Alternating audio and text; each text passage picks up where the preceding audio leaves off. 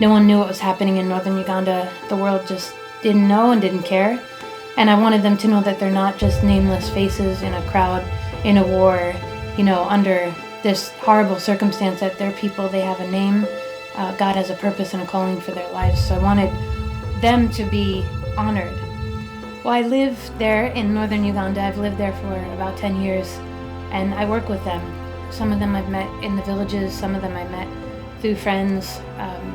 One lady called herself my mom in Kitgum, and so they've become not only colleagues and neighbors to me, but they're my family. When God put on my heart to write this story, I wanted their voices to be heard, to know that they're more than just nameless faces, and also for people to understand that these are our people just like you and I. It's just a glimpse into life in northern Uganda the last 20 years or so, through the eyes of 6 different people, 3 men and 3 women, and what they've gone through. Some of them were abducted by rebels.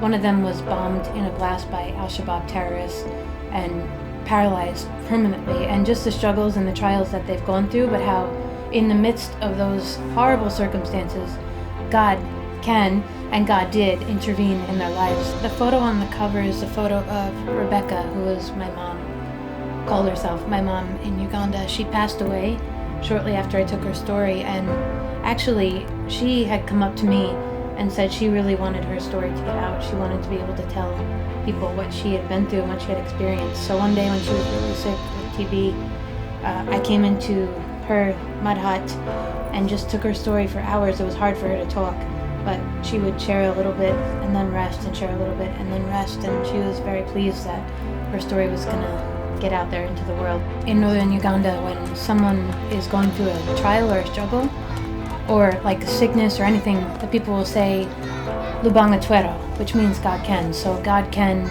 fix a situation, God can intervene, God can provide the school fees or the medicine that you're lacking, God can do anything. As people read it, they would see that God is still doing miracles in people's lives today, that God can intervene. As they read these stories, that they would equate that to their lives, whatever they're going through, that God can intervene in their situations as well. Not only can He, but He delights to intervene in the situations of His children. There's more than this little bubble that people live in and that they experience, that these people across the world, they're their brethren, their brothers and sisters, and they've been through unthinkable hardships at a young age and all the way up through the years, and just that they would have a more global perspective and a more global heart, because God calls us to the Great Commission, to make disciples and to go into all nations and to make disciples.